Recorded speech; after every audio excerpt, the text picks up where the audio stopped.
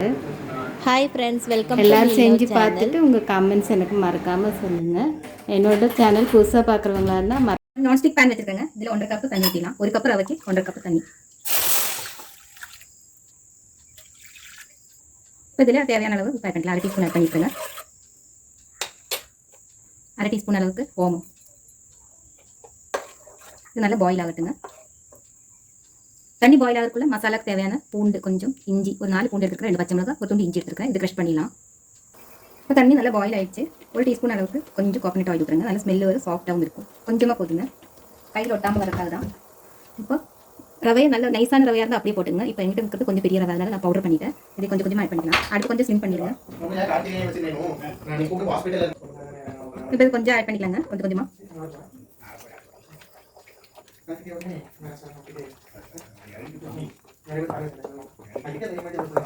ஒரு cup ரவைக்கு 1.5 cup தண்ணி கரெக்டாக எடுத்த போதும். மாவு நல்லா வெந்து கெட்டிடாமல் இந்த ஆறுன பிறகு நல்லா பிசையணுங்க.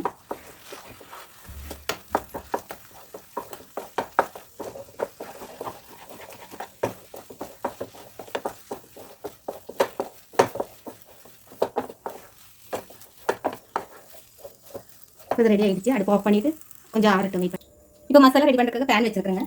2 உருளைக்கிழங்கு நல்லா பாயில் பண்ணி ஸ்மாஷ் பண்ணி வச்சுருக்கிறேன். இதில் 2 டீஸ்பூன் அளவுக்கு ஆயில் ஊற்றிடலாம்.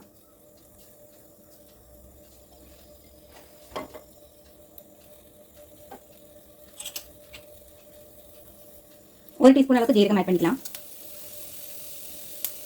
1/2 டீஸ்பூன் அளவுக்கு சோம்பு ஆட் பண்ணிக்கலாம்.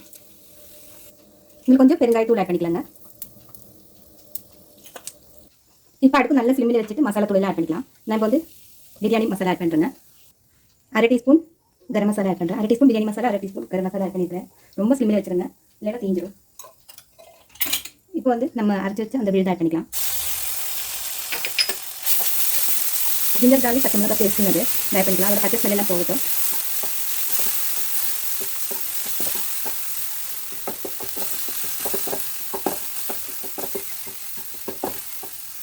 வந்து 1 டீஸ்பூன் அளவுக்கு மல்லித்தூள் ஆட் பண்ணுறேங்க.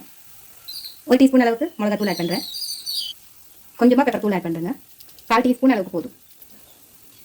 1/4 டீஸ்பூன் அளவுக்கு மஞ்சள் தூள் ஆட் பண்ணுறேங்க. இப்போ எல்லா மசாலாவும் நல்லா ஃப்ரை ஆகட்டும். அந்த ரோஸ் மெல்லாம் போகிற வரைக்கும் சிம்மிலே வச்சு நல்லா வணக்கிட்டுங்க.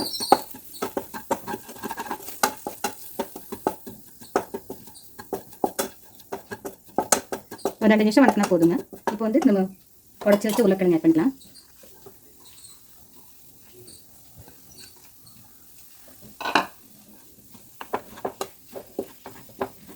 இதில் நம்ம வந்து உப்பு ஆட் பண்ணிக்கலாங்க. தேவையான அளவு உப்பு ஆட் பண்ணிக்கலாம்.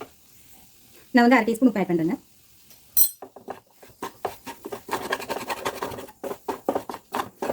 இந்த மசாலா எல்லாம் அந்த உருளைக்கிழங்கு கூட நல்லா கோட் ஆகட்டும். அது வரைக்கும் நல்லா ஃப்ரை ஸ்லிம்மிலே வச்சு ஃப்ரை பண்ணுங்க. அப்போ தான் எல்லா இடத்துலையும் பரவி பார்க்குறதுக்கு நல்லாயிருக்கும் உள்ள ஸ்டஃபிங். இதில் நீங்கள் வந்து பட்டாணி கூட ஆட் பண்ணிக்கலாம். தண்ணி இருக்கக்கூடாது உருளைக்கிழங்கு, இந்த மாதிரி ட்ரையாக தான் இருக்கும். அப்போ தான் நமக்கு உருண்டை பிடிக்க முடியும். இப்போ இங்கே நல்ல அரோமா வருது. எல்லா இடத்துலையும் அந்த மசாலா படணும். அப்போ தான் டேஸ்ட் இருக்கும். உப்பு எல்லா இடத்துலையும் படணும். நல்லா இந்த மாதிரி அகலமான கரண்டி வச்சு தேய்ச்சி விட்டாலே எல்லா இடத்துலையும் பரவிடும். பாருங்கள், நமக்கு மசாலா ரெடி ஆகிடுச்சு. லாஸ்ட்டு வந்து கசூரி மேத்தி ஆட் பண்ணிக்கலாம். பாருங்கள், 1 டீஸ்பூன் அளவுக்கு எடுத்துக்கிறேன். நல்லா க்ரஷ் பண்ணிவிட்டு ஆட் பண்ணிக்கலாம். உங்களுக்கு கான்சூ பவுடர் இருந்தால் ஆட் பண்ணிக்கோங்க. இந்த சாட் மசாலா இருந்தால் ஆட் பண்ணிக்கோங்க. ஆல்ரெடி எங்கிட்ட இல்லாதனால கொஞ்சம் லெமன் ஜூஸ் மட்டும் ஆட் பண்ணுறேங்க.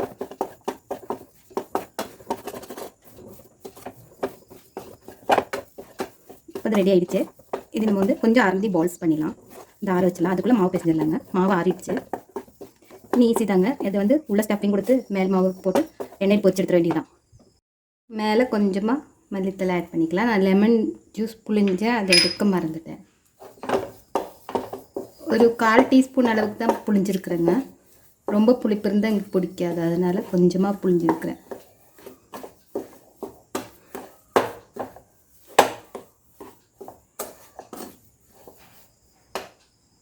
மாவு நல்லா பிசைஞ்சு விட்டுலாம். கை பொறுக்கிற சூடாக இருக்குங்க. ஒரு டோ பதத்துக்கு வரணுங்க.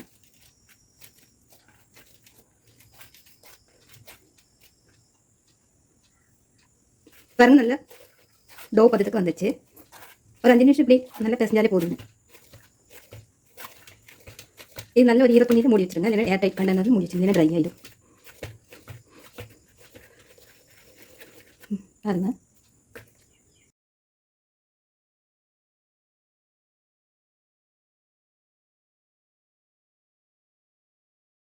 அந்த ரவை மாவுலேருந்து ஒரு பால்ஸ் எடுத்துருக்குறேங்க. இது நல்லா குழியாட்ட பண்ணிடலாம்.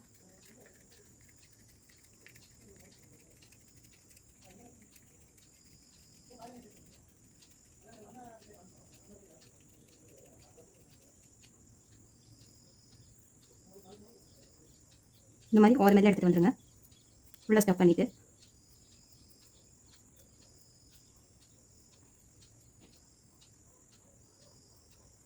நல்லா ப்ரெஸ் பண்ணிட்டு இல்லைன்னா அது வந்து வெளியே பிரிஞ்சு வர சான்ஸ் இருக்குது. அதனால் நல்லா ப்ரெஸ் பண்ணிவிட்டு இந்த ஓரத்தை சேர்த்துட்டு வந்துடுங்க. இப்போ வந்து எக்ஸஸ் இருந்தால் எடுத்துருங்க. நீங்கள் மாவு எக்ஸஸ் இருந்தால் அப்படி எடுத்துருங்க. பிறந்த எக்ஸஸ் தான் பூர்ணம் இல்லை, உள்ள தான் போடணும். இன்னும் எடுத்துலாம் ரவுண்டு பண்ணிவிட்டு உங்களுக்கு சின்ன பால்ஸ் வேணாலும் சின்ன பால்ஸ் பண்ணிக்கலாம். நான் கொஞ்சம் பெருசாக எடுத்துக்கிறேன், அவ்வளோதான். எங்கேயாச்சும் கேப் இருந்தால் 3 நாளில் மூடி வச்சுருங்க. நல்லா டைட்டாக ரோல் பண்ணிடுங்க. இப்போ நான் எல்லாமே பண்ணிவிட்டு பொரிக்கும்போது காமிட்டுங்க. எல்லாம் ரெடி பண்ணி வச்சுட்டேங்க. இந்த பக்கம் ஆயில் ஹீட் பண்ண வச்சுட்டேன். ஆயில் ஹீட் ஆகிடுச்சு. மீடியம் டு ஹையில் வச்சுருக்கேங்க. ஒவ்வொன்றா பொரிக்க ஆரம்பிச்சிடலாம். நீங்கள் இந்த அளவுக்கு பெருசு வேணாலும் சின்னதாக கூட பண்ணிக்கோங்க. ரெண்டும் வெந்ததுனால சீக்கிரம் ஆகிடும்.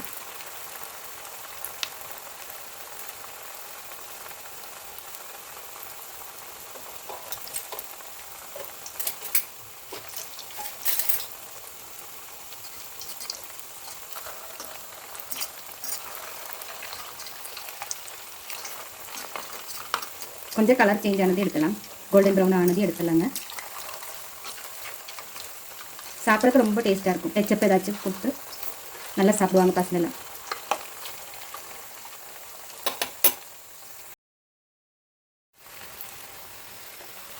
பாருங்க, கலர் சேஞ்ச் ஆகிட்டு வருது.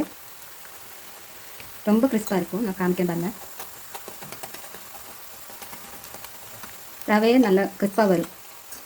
உள்ள வந்து அந்த உருளைக்கிழங்கு நல்லா சாஃப்டாக இருக்கும். சாப்பிட்றதுக்கு ரொம்ப டேஸ்ட்டாக இருக்கும்.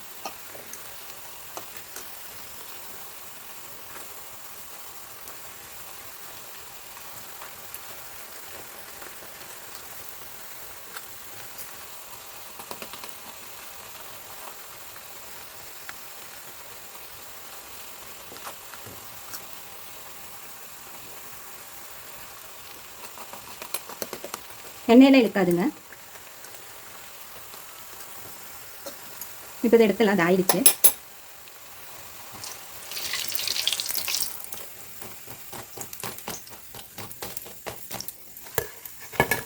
பாருங்க